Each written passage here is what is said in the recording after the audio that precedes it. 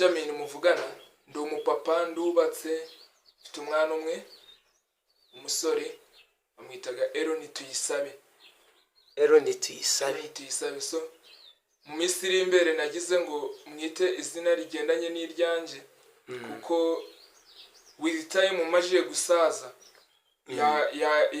yatangira aho naba nshoreje umurimo akawukomeza. Umwana amaze andika gukora uburirimbo bwaho ngaho uburirimbo buri hasi cyane. Abantu twakuranye, abana dukuranye barabizi. Wagetiwe uraryoshe na dureva ni muzima kumusinde apangurura kiyaze ukumvuti. Ariko se wiyumvute ku muntu washingiwe ku muhanzi umeze nka guca w'icyamamare, babyita ibyamamare.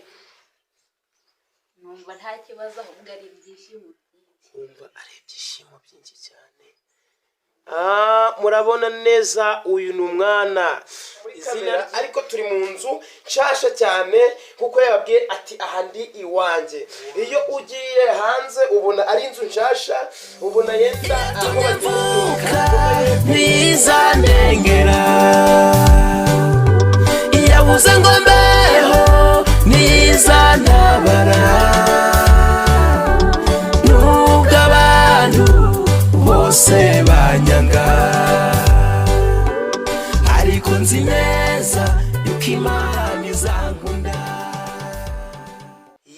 Amahoro bantu b'Imana, twongeye kubasuhuza. Izina ry'Uwiteka Imana reka rihabwe icyubahiro.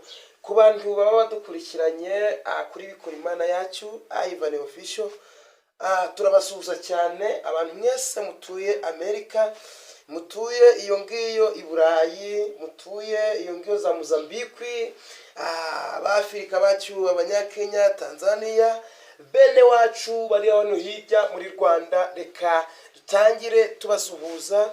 Amahoro y'Imana akomeze kubana namwe cyane. Uyu munsi ndagira ngo twagiye inzira zikomeye cyane.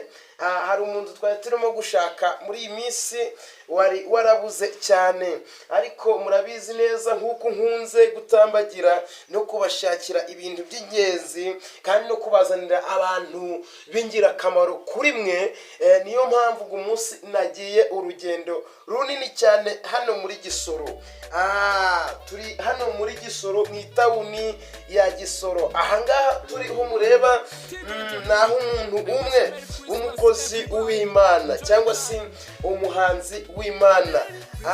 Ntabwo ndi bumuvuge amazina, ariko twasohoye mu rugo rwiwe.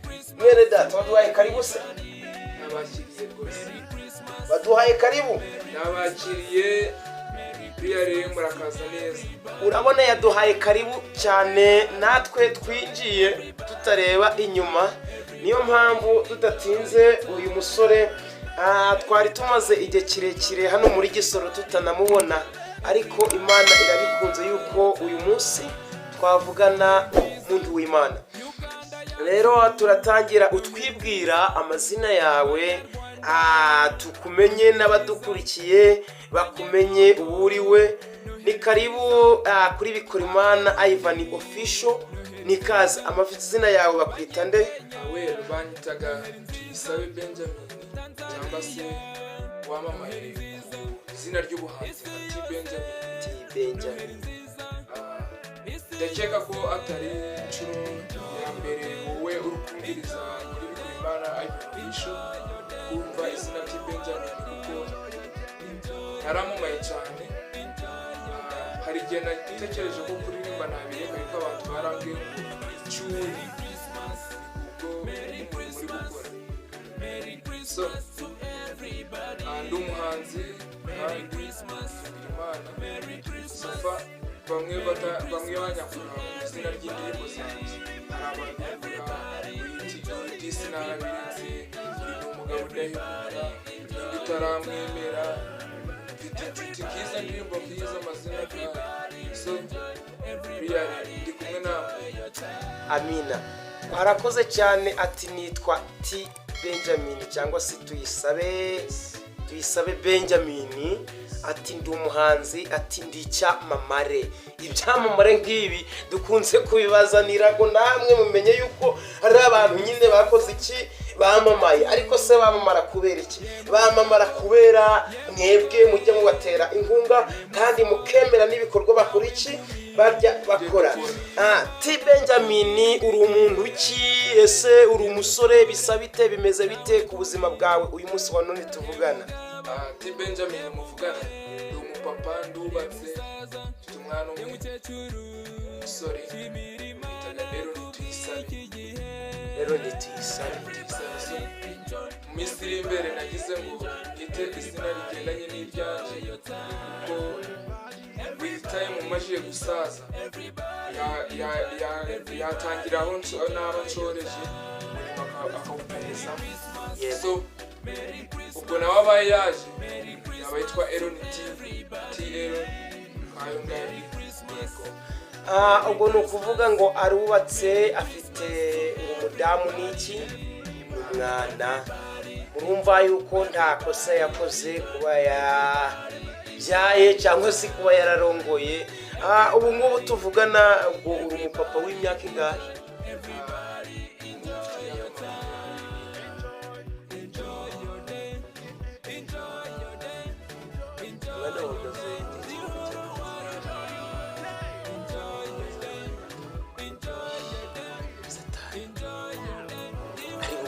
Tangira kwiga kurya si byahari. Buno ni ukunywa, ariko kurya ari bugufi, nabyo ibintu byose bikagenda sawa neza. Ubwo rero muri makeya uyu ni umugabo, umusore wavuye ku gasoko, ntakiba ku gasoko, yararongoye, afite madamu wiwe n'umwana. Mu kanya aratwemerera madamu n'umwana tumurebeho, kuko nanjye ntabwo namurebaho kandi nageze iwe, ariko arimo kudushakira ibyo turarya, kuko turava hano tunariye. Ntabwo waza mu nzu y'umukozi w'Imana ngo ugende ntacyo uriye nyine, kugira nyine ngaho muzajya hose bakabakira. Niko ijambo ry'Imana rivuze, muzabasabire umugisha, ngo niba atazabakira ngo muzakunkumura umuki, umukungugu.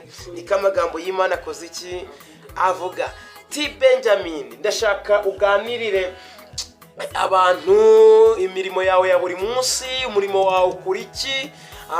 Icyo ni icya mbere. Icya kabiri, ugiye kutubwira ubuzima bwawe byagenze nka gute, wavutse ute mu buzima bwawe, byakugendekeye bite kugeza igihe ugereye kuri ridara ryuriho ati naramamaye, bisa bite? Hanyuma turagaruka ku gikorwa cyacu cyitwa ubuhanzi kuri wowe. Karibu n'ikaze. T.Benjamin mureba, ntabwo ngitangira kuririmba kwiyumvamo impano, yumvishemo impano ndi mu class ya 3 primary, andika gukora uburirimbo bwaho ngaho naho, uburirimbo bwaho ngaho naho, uburirimbo buri hasi cyane. Abantu twakuranye, abana dukuranye barabizi. Hari igihe kimwe nakoze akaririmbo turi mu basi ya Gateway tugiye kutuwa, nazo ndavuga ngo umunyenga wa Gateway uraryoshye, na dureva ni muzima kumusinde, apangurura kiyaze ukumva utinye. Kora ku karirimbo cyane, abana baragakunda, babona ko mfite impano. Ngeze aho ndavuga ngo ngomba gukomeza. So ko nakomeje, ndaza uzi iyo umuntu ari muto atabaga yakamenye isi yakujana nanga ikintu cyiza nanga ikintu kibi. Kandika na world music, aho bari banyitaga Odo Case Uganda. Iryo zina nararyise, ntabwo n'umubyeyi wariyise, nararyise riramamara ku buryo n'abantu bambonaga batazi Irani Benz, ntabwo bari bazina ryanjye. So with the time uko nageze mu senior 1 uwo naje kumenya ko isi arahisi yagushira ndetse ikakunyiga. Ndavuga ariko iki ntakora gospel, maje kureba Imana ikuye, kuko sometimes nubwo twirengagiza Imana bagidukuye kure cyane. Yego, je mureba ubundi ubashaka kubura ukunde burya nambaye cya ukavuga wenda nakuze neza, ntacyo mbaye ndiho neza. twarabonabonye so njye nakuze ndi umwana umwe, navutse ndi umwana umwe kuri papa na mama batandukanye. Mama wanjye afite inda so atarambyara aje iwabo mu rugo arambyara, so ko navutse mbaho ngaho tazi data byo mwumva naririmbye mu ndimi yanjye. uretse gatoya ntagukiye mu ijambo, ubwo ni ukuvuga uravuze yuko wavutse uri umwe mu nzu yanyu, nta muntu ukukurikira mu nzu yanyu uri siko na nyoko? Tawe ndi bigoteri sana. So byabaye bityo, urabizi nyine niyo uvukiye ahantu batandika kwita pastor lewa tikinyendaro dukurira ko mu bwo buzima nyine. So bana ushubije amaso inyuma nkareba ibyo byose Imana yancishijemo nkabivamo neza, ndavuga kuki ntagira gatandika gukorera Imana yanjye nkayishima kandi nkanayihimbaza, ngatuma ko n'abatazi ibyiza bye babimenya. Ndaza ndahinduka ndavuga ngo uzi biriya by'uburasta ndabishyira uruhande, ndavuga ngomba gukoresha izina ryanjye tuyisabe Benjamin. So indimi yanjye ya mbere ko nayikoze mfite inshuti bari banzi ko tuyisabe Benjamin, ariko ngeze aho mbonye mbaye icyamamare ndavuga ko tutarikora mu bugufi arikora T.Benjamin. Ndaza mbindura izina, ibintu Imana irabyemera birakunda, abantu baranyumva bumva music yanjye. Aho mbigira ubu ngubu abantu banzi abenshi ntabwo mbazi, mukuje abanzi nka mirongo. Nagerageje gutangura kandi Imana rero uyikoreye itakugeza inshuti zanjye.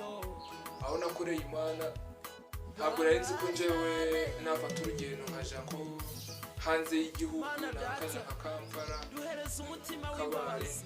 So abahanzi bo murebaga hano ngo bari popular iki bose ni kubw'Imana. Ndatambuye hari ahantu nziho n'ababyeyi banje batazi kandi ndacyari mutoya, Imana yacangira neza. Kabale njagayo nga producing indirimbo, Kampala njayo, mu Rwanda nkunze kujayo, nejo bundi narindi iyo ngiyo kuko bana babyiye niyo nari naraburiye, ariko turi kumwe. Yego. Ati navutse ndi umwe nta muntu ungurikira. None se ubwo munsi tuvuga nta papa wawe arahari, mama wawe arahari, ibyo bintu bimeze gute? Ababyeyi banje bombi barahari. Papa wanjye abera Kampala ariko ntabwo ari kuvuga ngo niyo iwabo. Papa wanjye ni umunyarwanda kuva Gisenyi Rubavu. Gisenyi Rubavu? So arahari, ari Kampala ari gukora ibye, ariko ntabwo musabira kubaho nabi kuko ngo yuko atandebereye.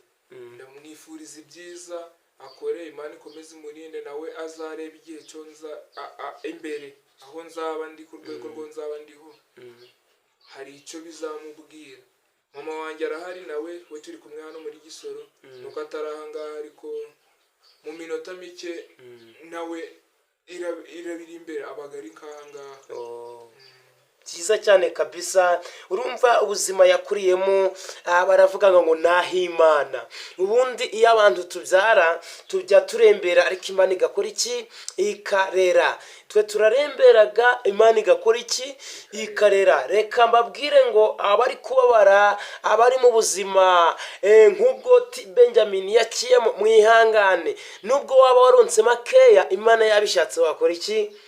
Wabaho kandi ukanakura, ibintu bikaza kugenda sawa sawa neza. Ubwo ni ukuvuga ngo nta mwene nyoko ufite, nta mushiki wawe ukoze iki? Ariko muri Yesu ufite benshi cyane. Ati narize, wagufashaga mu kwiga, ubuzima wabaye ute? Ni ukuvuga ngo umuntu yakuze atagira ababyeyi akurira he? Wisanzuri hehe? Wisanze warakuriye nga hehe? Bimeze bite T.Benjamin? Dusobanure. Mu buzima bwo kwiga nagize umugisha wo gufashwa na compassion. Nagize chance. Ntabwo biba byoroshye kugira ubone umugisha bakwandike mu compassion. Ni benshi barwana ariko bakawubura. Nubwo bamwe bajamo bakawufatana bibagirwa ko ari benshi baba bifuza iyo chance yo kuba mu compassion. Yego. So nagize umugisha haza umugore umwe kubera yari auntie wa mama. N'umukecuru mwitaga Mrs. Grace Iragaba.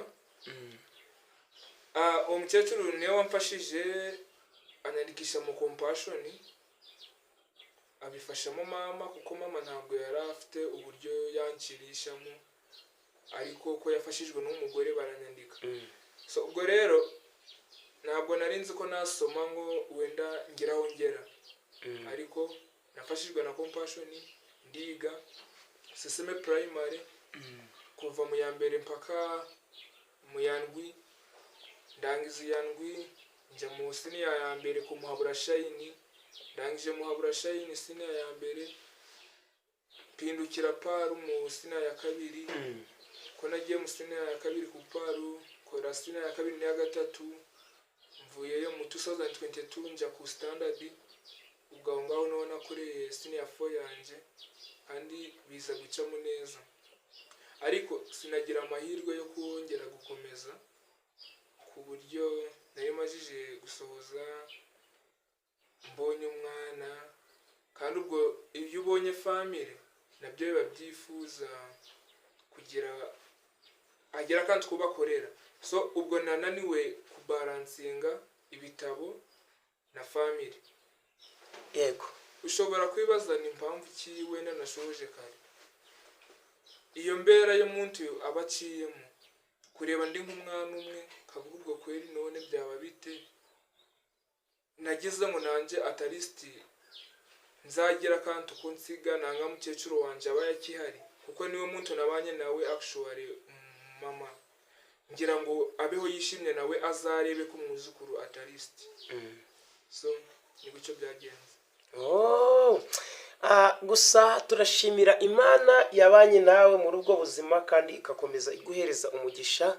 Umuntu no kubona abamuba hafi abamurera nk'iyo compassion, ibigo birera imfubyi, birera batishoboye, kubibona nabyo ntabwo biba bikoze iki byoroshe. Iba ari intambara ikomeye cyane. Ati narangije senior 4 ubwo ni mu wa kane mu mashuri gisumbuye niko bajya babivuga hariya hirya muri Rwanda.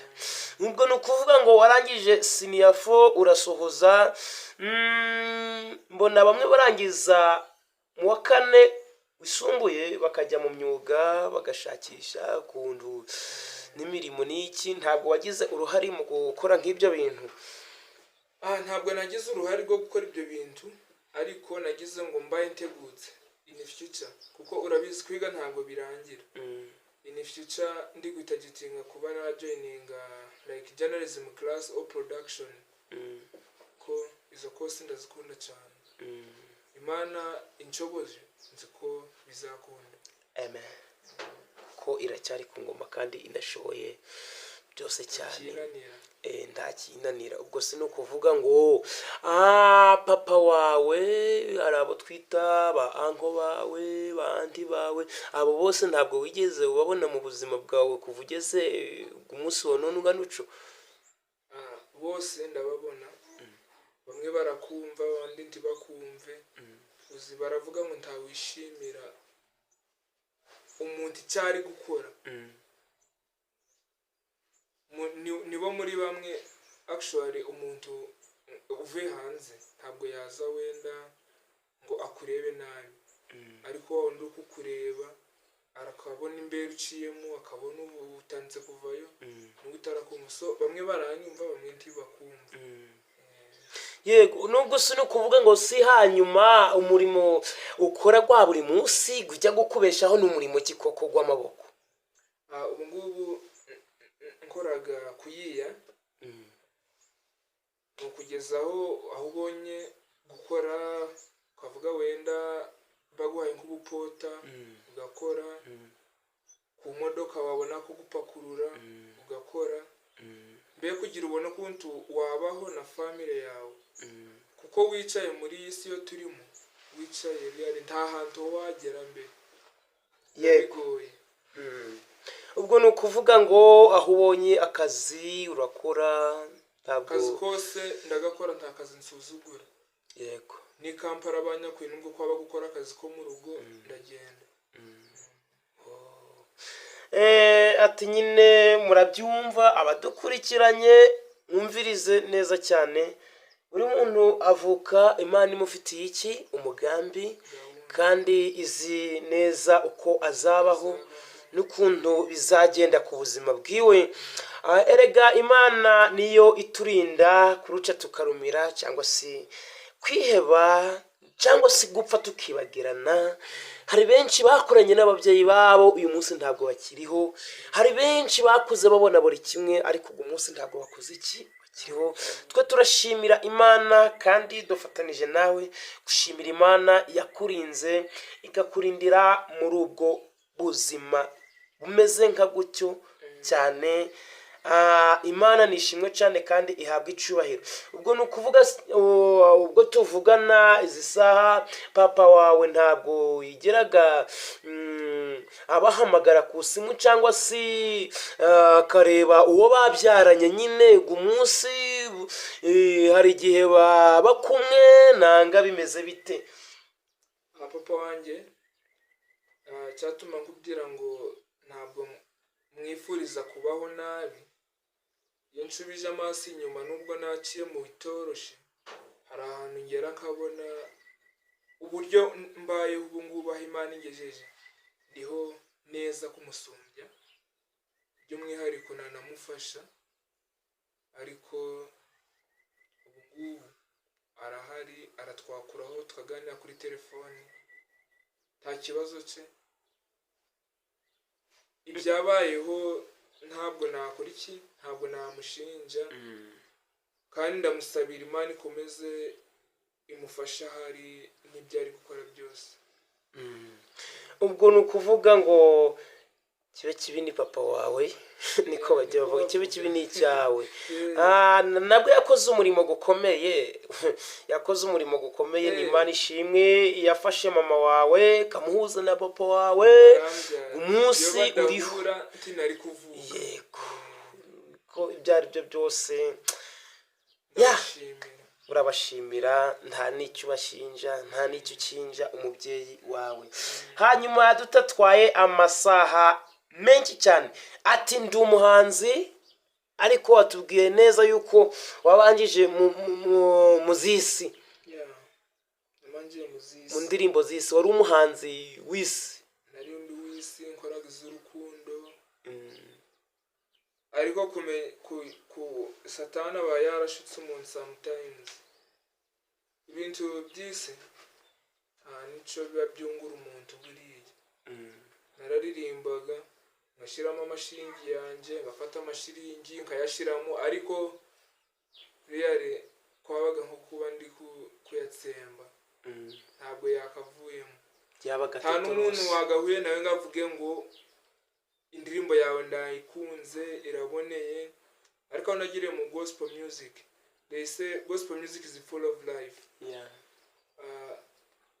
ni abantu benshi duhura bakansaba indirimbo zanje ni ahantu unyura mu tawuni henshi nkumva indirimbo zanje ba DJ bari kuzitera bikanshimisha nanjye mu bukwe telefoni woherera telefone turakwifuza bamwe na bamwe bagasanga abandi banjanye nti nshobore kujayo bakihangana ariko really gospel music is full of life ntabwo ari ukubesha ubuzima ni kumuhanzi Israel mbonye akunze kuvuga hari ubuzima ubwo ni ukuvuga ngo muzisi wamazemo igihe kingana iki muzisi nakoze izisi mara umwaka umwe gusa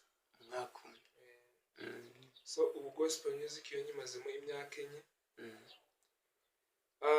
by'umwihariko ntabwo mu gihe cyo nari ndi muzisi ntabwo nari nakabonye ku kintu cyo bita award ariko aho nagiriye mu gospel music award ndayifite dore ngiyo iri hano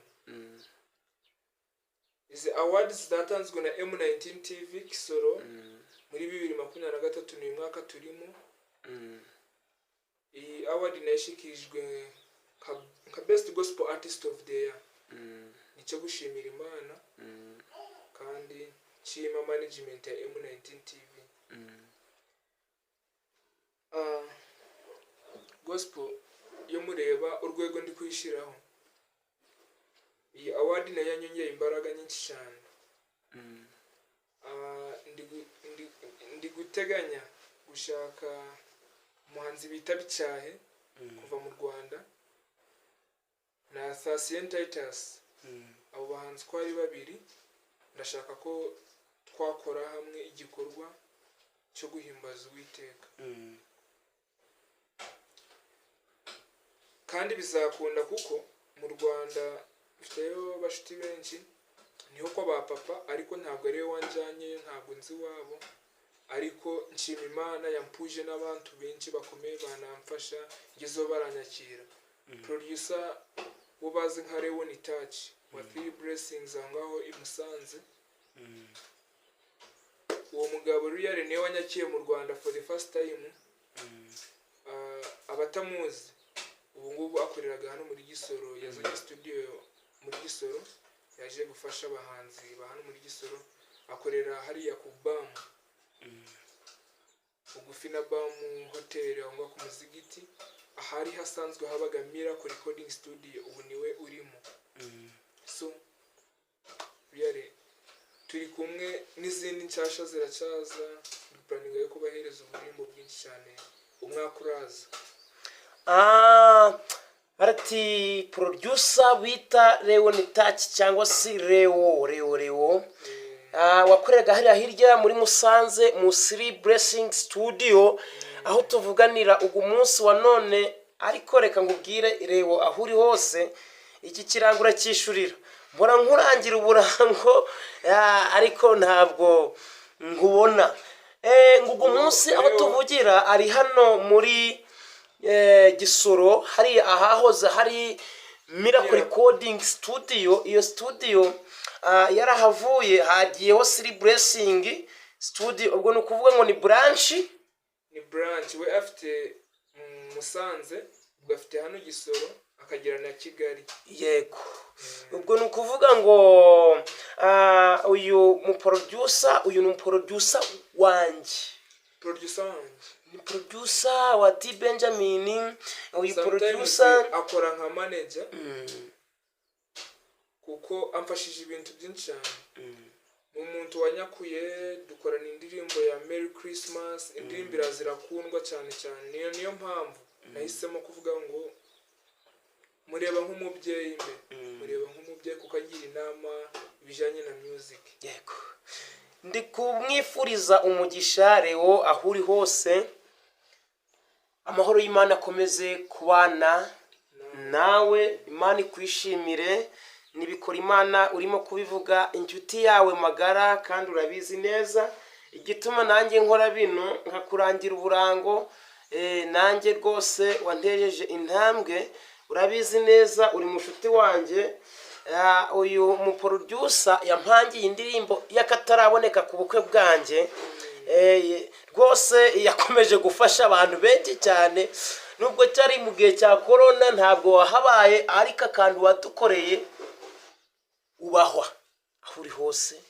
Kandi abahanzi mwese mujye hariya ku BAM mwikona aho ngaho aho tugire imungo yabaga aho henyine, mugende umugabo akubita ikintu twita umuziki. Ntabwo ari ahantu hanajijishije. Yego. Ugeze kuri Muslim Primary School urabona ko uracama gatoya ahantu hahaba ivuriro, ubu ngubu niwe uri gukoreramo. Yego. Ruyare n'umuziki abari gukora guba gwakweretse ari hariya. Hari amarumu menshi ariko wumva ni hehe hari music. Yego. Igezweho. Yego Leo, mu kanya ndibuze kuguhamagara numve neza yuko uhari. Mu kanya ndaza kugusura ndebe ibyo uri gukora nawe mbwire nuko twiganirire. Ati Leo yaramfashije cyane, ni umugabo mwiza cyane. Hari undi muproducer bita Joshua, gubwa neza aho uri hose nta kibazo. Ubwo ni ukuvuga tuvugira music, gospel music. Ubishobozwa n'iki? Ukuraho isiringi zo kujyana muri studio. Biragoye nyine, abantu bajya babaza abandi abahanzi ati biragoye, mwabigenjeje mute? Weho ubikora ute? Ufite indirimbo zingahe? Iyo nshatse kugira njyana indirimbo yanjye muri studio, nyine uburiye ko nakubwiye hari ukuntu bajya banyakura mu mapate, muri wedding, muri baby shows, birthdays, agashiringi baba bampaye gerageza kukabalansinga, ngakoreshaho mu rugo, kongera ngakoreshaho ako gusevinga, kuko ubu ngubu ntabwo bingoye cyane, kuko ahangaha ni iwanjye. Ntabwo mba mvuga ngo wenda ndateganywa na renti iki ngo landlord araba ari kumbanja amafaranga, ariko aha ndi ni iwanjye. So iyo mbara nsinze agashingi ko mu rugo akandi nkagashira uruhande, menyaga ngo kariya nsize uruhande, n'ikindi gihe niba mpamagara ahandi nzongera bigenze gutyo, kariya kagwire njye mu studio. Yego. Ufite indirimbo zingahe? So far ubu mfite indirimbo 7 ziri ku audio, ntandakora video. Nagize ngumanze mpereza abantu ubutumwa, kuko ubutumwa bunyura muri audio ntabwo bunyura mu video. Just video yerekana ninde, ariko tujya ahandi abantu benshi bumva audio, kuko nabwo ukoze video audio itagira amakuru ntacyo wabukoze. Yego.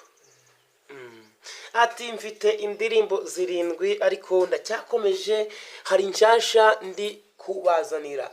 None muri izo ndirimbo 7, indirimbo ujya ukunda ku giti cyawo abandi batarayikunda ni indirimbo ki? Kunda indirimbo yitwa n'umugabo udahemuka. N'umugabo udahemuka. Yes. Kuba waririmbiramo abantu bakayumva nyine nubwo wayizi, ariko abadukurikiranye hano baba batandukanye benshi cyane.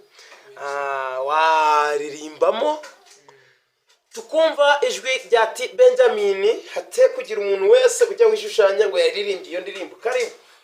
Wa mugabo nzuva ngari kuza nkamusanganira nirukanka, ntabwakunda amafaranga n'ukuri nti wamutugira Yesu n'umugabo udahemuka, iryo avuga ntirihinduka.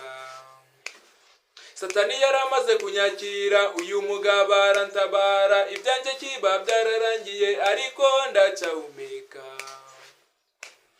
Daniyeli nawe ni kuko bamuta mu rwobo rw'intare, Yesu abibonye azipfuka iminwa, nta n'imwe yigeze kumwegera.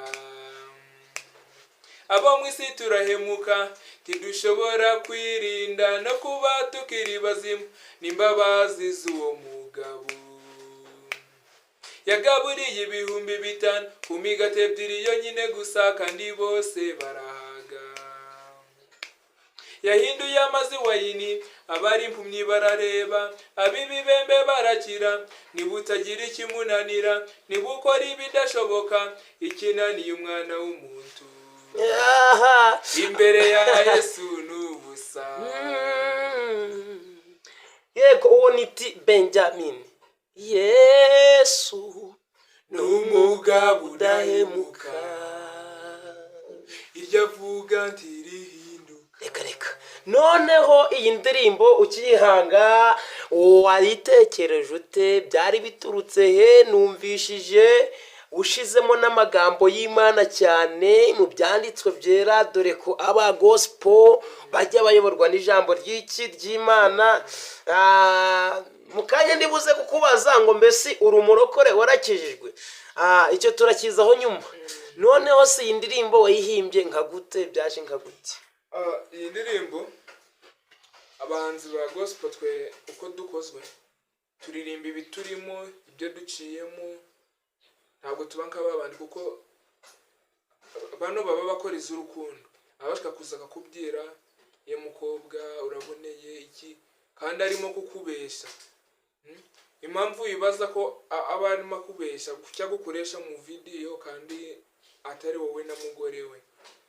So ndimo nje kujanza kuyikora. Yesu ni umugabo udahemuka, n'ibyo avuga ijambo rye ntirihinduka. Acindema yarazi ukuntu nzabaho. Nje ubwo nabonaga ngo ngo ndi kubaho nabi, ngubwo byararangiye ngo nzabaho nabi. We yabonaga imigambi yanjye ari myiza kandi akanakivuga ko uzabaho neza. So tugendeye aho ngaho, ijambo rye ntabwo rihinduka. Mbayeho neza kuko yabivuze, kuko yabitegetse. Ahadahemukira ntabwo nk'umuntu abantu bamwe bavuga ngo utari na se ngo base no batangira school fees, abagabo no batangira school fees z'abana. Mama wanjye yakoze umurimo abushobojwe n'Imana, yego, abushobojwe na Yesu Kristo. So aho Yesu ntabwo yahemutse. So wasanze Yesu ari umugabo udahemuka cyane. Noneho ndi kubona Bibiliya hano mu nzu yawe, nabonyeho Bibiliya z'ubwoko bwose, Cyongereza, Kinyarwanda. Ndi gutekereza iki kiri hasi ni Bible, nayo ni igitabo cy'indirimbo. Izo ni Daily Power. Daily Power zazindi zibamo isezerano rishasha gusa, sibyo hari. Ubwo ni ukuvuga ngo urakijijwe. Abahanzi benshi bamwe bajya baririmba gospel batakijijwe. Wewe urakijijwe? Narakijijwe, nakiriye Yesu Kristo nk'umukiza wanjye. Hari umurongo nkunze gukurikirana umfashaga cyane, utuma ntateshukwa, uva muri Yosuwa 24:15. Njyewe n'inzu yanjye tuzakorera Uwiteka. Joshua 24:15, me and my household we shall serve the Lord. So uwo murongo uramfashaga cyane cyane, niwo utuma ndateshuka. Yego. Usengera hehe, ubarizwa he, umuntu agushaka yakubona he? Nukubwira abantu aho umuntu yagusanga. And Protestant, nsomera Seseme Cathedral. Gusa bumwe na bumwe usanga amakanisa ampamagara, sengane nabo. Ntabwo mbyanga kuko ni umurimo w'Imana baba bampamagariye. Niho nshimira Pastor Ishima Milton wa KCC, akunze kunyakura. Nshimire Bishop Dr. Innocent Chizirungu, amfatiraho cyane no ku mpano yanjye kandi angira inama. Ni umubyeyi mu buryo bw'umwuka. Yego. Nshimire Pastor Elias wa KCC Kisoro Christian Center hariya Rukeribuga. Abo ngabo riyari nabo barantumira cyane mu biterane. Pastor Nyirabwiza, abo bose na Abeli barantumira cyane cyane. Ariko family yanjye n'umuryango dusomera Seseme Cathedral Muhabura Diocese. Yego. Urakoze cyane, urakoze cyane kubura umuhanzi unakijwe cyane. Ni byiza cyane. Ati hari abanzi nshaka gukorana nabo guhimbaza Imana. Nsobanura abantu, harakandu kamwe nigeze kubona kuri groupe. Hari groupe nyine wakoze iyo twese tubaho. Ira groupe hari igihe watubwiye neza yuko wenda gukora igitaramo cyangwa se launching niko byita. Icyo gitaramo byagenze gute? Nge narategereje buriya n'abandi bamwe baratubazaga byagenze nka gute. Sobanura abantu bave mu rujijo abagiye kuzumva kino kiganiro. Igitaramo narakibateguriye.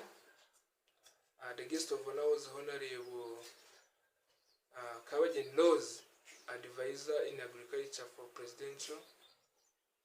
So kugira ngihindure kuko nakweretse ndi umuntu yiya kandi kugira ukore igitaramo byifuza amafaranga. So ko nabonye bitari kugenda neza ngira postponing to next year. So umwaka uraza igitaramo nzagishiraho kandi kizaryoha. Yego, ati kizaryoha cyane. Hari abandi bahanzi b'inshuti zawe barimo hari hano Gisoro, bimeze bite abahanzi bo muri Gisoro, kuki bo utabavugaho? Abahanzi bo muri Gisoro ntabwo nkunze kugira amagambo menshi actually. Ariko abahanzi barimo ni benshi, ndabakunda cyane actually. Abari kumviriza kuri Bikorimana Ivan official, vuba bidatinze ndashaka mbarize hano niba mwakunda indirimbo ko wenda nakora na Bikorimana. Yego, ndumva nje nakora indirimbo nawe. Muraza kutubwira muri comments mwabireba mute, mwabyakira mute. Ariko nje numva ko nakora collaboration yego na Bikorimana Ivan. Mubikunze tuzayisohora. Yego, batabikunze Imana ibikunze nabyo byose tuzabikora. Icyangombwa nuko Imana yabikoze iki ibikunze cyane. Mfite amatsiko menshi cyane yo kureba umuryango wawe hano ngaha, ariko ndagira ngo umenye bagiteganye waba twakora nubwo yaba indakika imwe kabisa baza bagasuhuza ku bantu badukurikiranye, gukinga ikiganiro tutababonye kandi twageze mu rugo.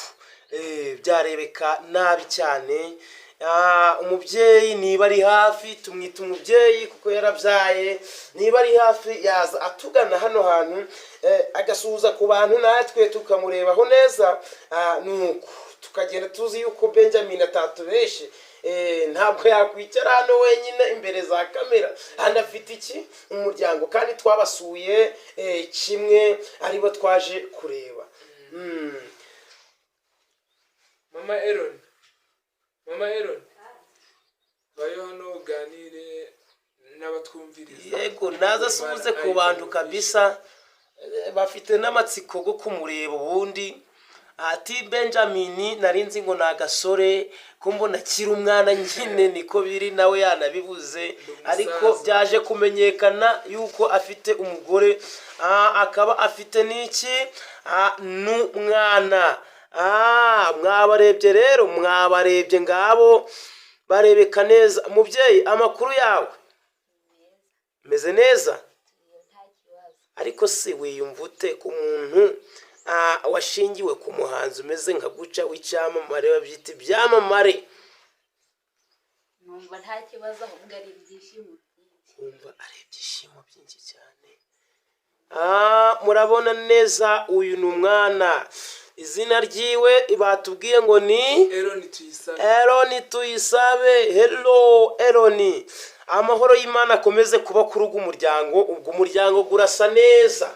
Hari igikomeye ngiye kubaza guno muryango gunsubize. Igikomeye ngiye kubaza guno muryango, ndabona bari ahantu hashasha. Iyo nitegereje ntabwo dushatse kubishyira muri kamera, ariko turi mu nzu nshasha cyane kuko yababwiye ati aha ndi iwanjye. Iyo ugiye hanze ubona ari inzu nshasha, ubona yenda aho bagejeje ni umurimo gukomeye, ariko baracakora inzu. Ubwo ni ukuvuga ngo T.Benjamin watubwiye neza ngo ubeshejweho no gukora hirya no hino, umuntu aguhamagara ugakora, nta murimo ugaya, kugira ngo umuryango wawe ubeho. Kandi baravuga ngo udakora ntakora iki, ntakarye.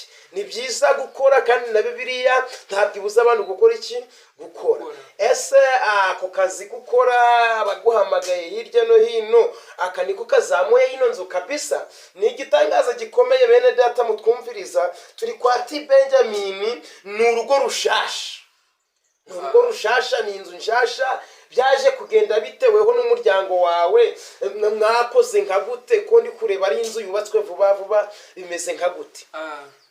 Iyi proti nubatseho umuntu wakubwiye kuko ntabwo nakuranye na papa wanjye, so kimenyesha ko ntari mfite uburyo bwo kuba yambaye n'ikibanza. Yego, so nagize umugisha umukecuru ubyara mama ni kaka. umukecuru Nyiraneza Modesta mwakuyeho kandi ndamushimiye cyane mwifuriza imyaka myinshi ari mu myaka nka 80 ubu ngubu ariko ndamwifuriza kurama birenze aho ngaho yego niyo wampaye kino kibanza nubakemo so mama wanjye nawe ni umukozi umucuruzi aracuruza so nawe yamfashijeho yaciriyeho ukuboko gukomeye cyane aguma arampa ubufasha nanjye ndongeraho gake ko mbonye so inzu igera hano so ndamushimira cyane nawe mwifuriza kurama mama nawe yaba atari hasi ya 50 ngo mw'imyaka yego ariko ni hasora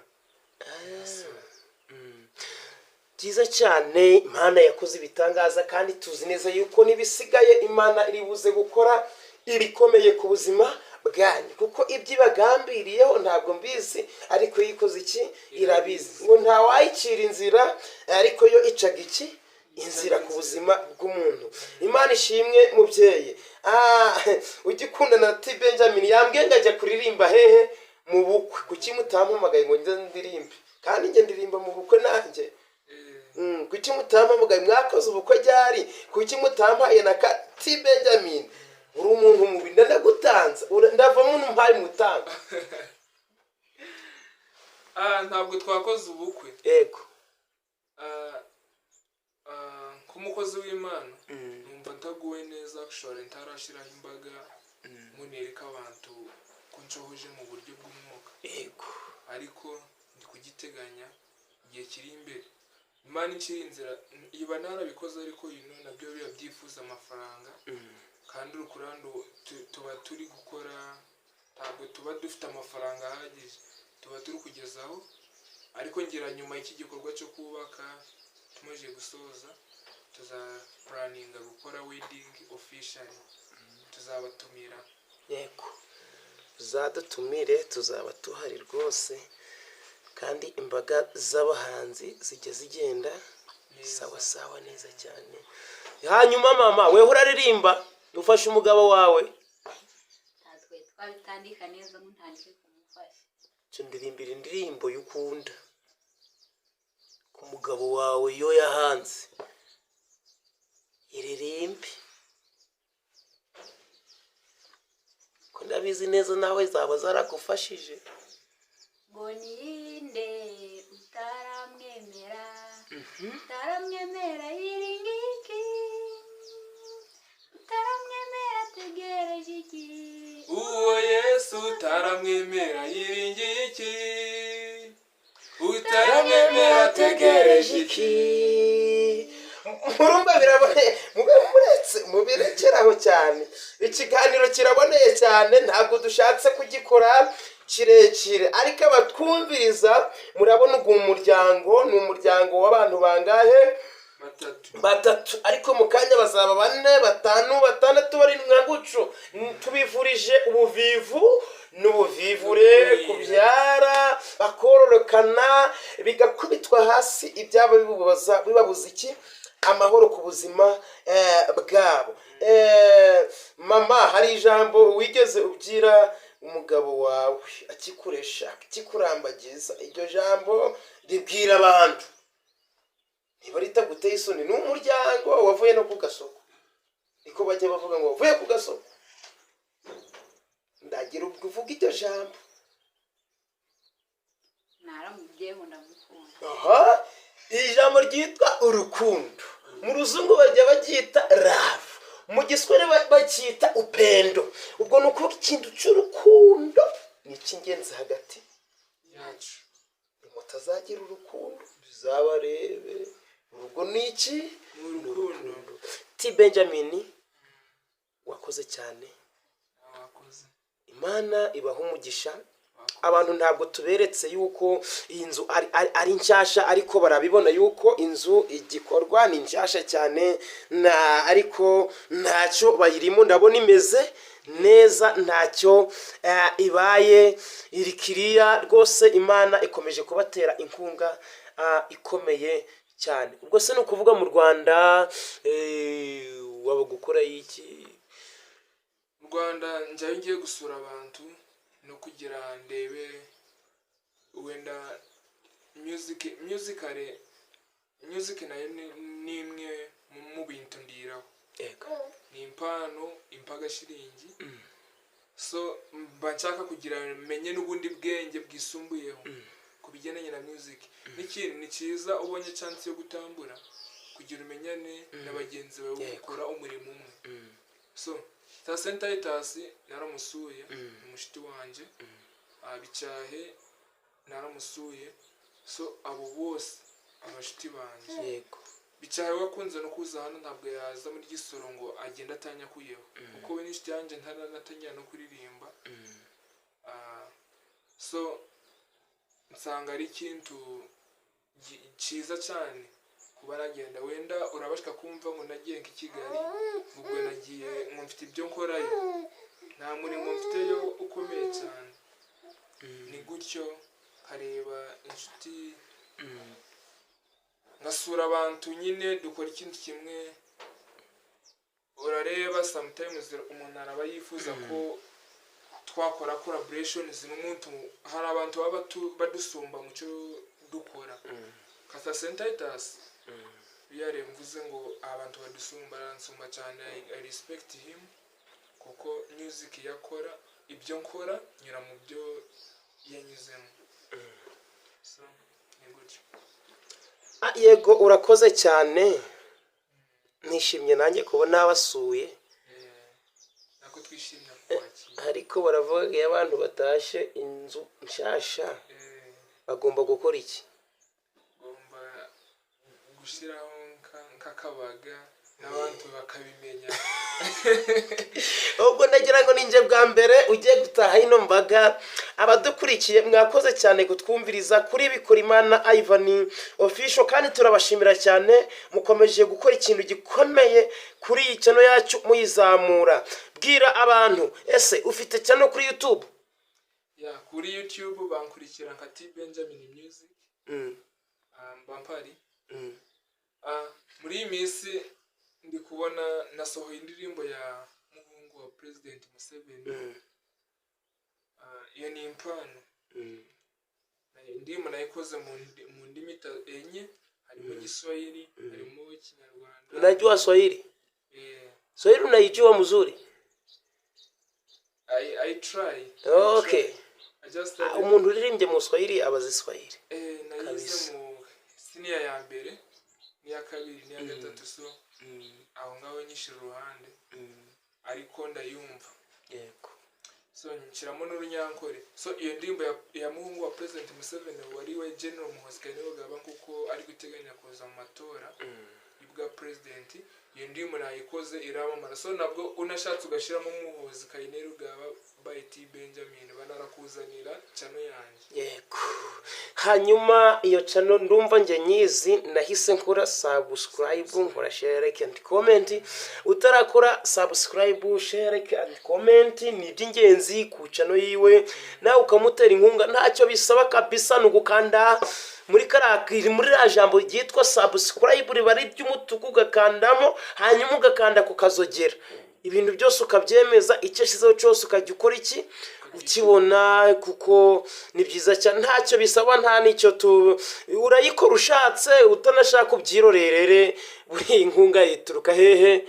Ku Mana. Ariko turi kubakangurira mukore subscribe, share, like and comment. So utankurikiye kuri YouTube wambara no ku Facebook umuhanzi T.Benjamin.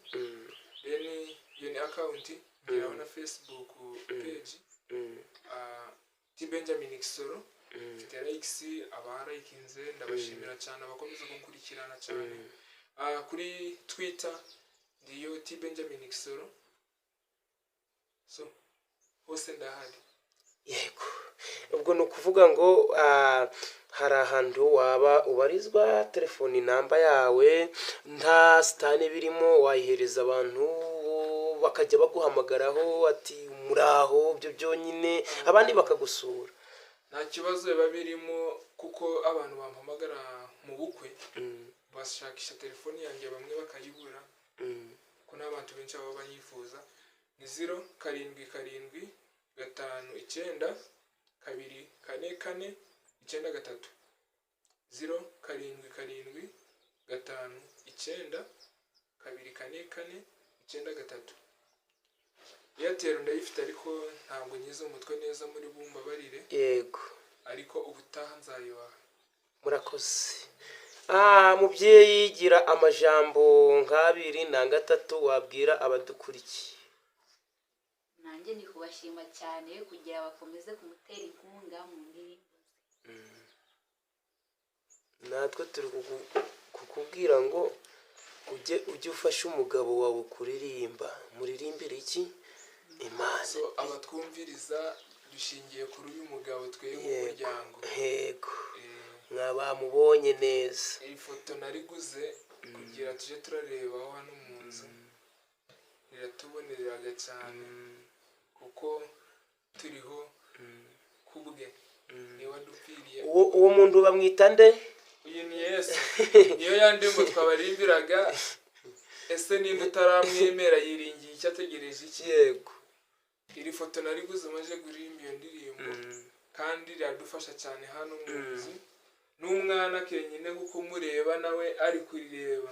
Ntabwo aramenya ngo ni Yesu ariko rizamufasha zakura ambazaga ariko iri foto uwo ninde da? Uwo ninde? Hanyuma tuzagaruka neza tuje kubasura hano udusobanurira uwo Yesu umuvugeho cyane uzamutusobanurira. Namuvuga tuzabivuga tugarutse. Hari ahantu bavuga ngo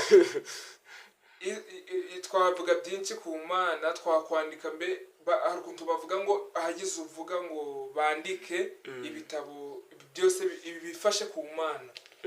Ntabwo twabona naho kubika ibyo bitabo. Yego. Kirahari. So nanjye muvuzeho nzi ko ntanarangiza. Kuko ibyo nkoreye ni byinshi cyane. Yego murakoze cyane abadukurikiranye twari turi mu muryango wa T.Benjamin. Hanyuma wari inyuma avugana nabo ni Bikorimana Ivan. Ndabizi neza mukunze kudukurikirana cyane. Uwiteka Imana abaha umugisha mukomeze nubwo mutima kandi ndi kubabwira neza kuri kino yanjye hari indirimbo yitwa Sinzapfa gupfa ahubwo nzarama. Iyo ndirimbo nyine turayibatuye nayo mugubwe neza. Sinzapfa gupfa ahubwo nzarama. Ntekerereza abantu imirimo n'ibitangaza Imana ikoze iki ikora. Nubwo Imana yaguhana ntiyaguhana ikihano cyo gukora iki cyo gupfa. Yatumye muvuka rero nizabarengera. Iyo ndirimbo ndayibatuye. Imana ikomeze kubana namwe. Hari inshobe twakoze tugitangira ikiganiro ntabwo twasenze ariko kugifunga turasenga. Mana we urakoze. Uzi gutangira ikintu udasenze nabyo ni bibi. Niba uzi ngo ujya kuririmba ahantu utabanje kubwira uti Imana we ngenda imbere n'inyuma undindi gisa n'ikibi cyose ubukoze nabi. Uko ibyo dukora byose tuba tubikesha umwami Yesu. Turiginga T.Benjamin kuturagiza Imana dusoza ikiganiro cyacu. Ni karibu. Kaduhimbaze Uwiteka. Ishimwe n'icyubahiro bikomeze kuba ibyawe Mana. Hari benshi bapfuye ariko twewe turacyahari. Komeza ugubwe neza habwe icyubahiro ushirwe hejuru Mana. Byose tubikora tubikesha wowe kuba turiho ni kubgawe. Wakoze kutuyobora muri iki kiganiro. Wakoze kuzana umukozi wawe w'Imana Bikorimana Ivan official akaza kuvugana natwe. Ntabwo ari kuvuga ngo turi special ariko niwe Mana wamukoresheje. Shimwa kandi habwe icyubahiro. Ukomeze no kumufasha urugendo rwe asubirayo dutandukana nawe. Rukunde gumeho kuko yadukunze akaza. Ukomeze kuduhuza tuba inshuti Mana. Ishimwe n'icyo bikomeza kuba ibyawe. Abo yasize mu rugo iwe umucyara we n'abana nabo ukomeze kubafasha iyo bari ubarinde umwanzi Sekibi. Mana wakoze cyane turagushimiye. Natwe dusigara hano ukomeze ubane natwe. Byose tubisabye mu Yesu Kristo umwami wacu. Amina. Murakoze cyane. Uwiteka Imana abishimire abadukurikiranye. narimbuze cyane kuri YouTube channel, ariko mu kanya muri buze kubonaho ibintu byinshi cyane tugiye gushiraho cyane. Ubwo nukuvuga ngo hari byari biduhugije, ni ukuvuga aya masaha tuvugana bikora Imana yamaze kwibaruka umwana witwa Ishimwe Elia. Ni kaze nabo mu kanya mugomba kumubona cyane. Turi mu mashimwe menshi cyane kubera bikorwa n'iki? Bikorwa n'iki? N'Imana. Murakoze, babayi, Imana ibishimire. Tuzasubira mu gihe tuzabifuza, tuzabahamagara nanga se twogaruka gukora iki, kubasura cyangwa se mwebwe mukora iki, mudusure. Murakoze cyane, amahoro y'Imana akomeze kubana namwe. Amen.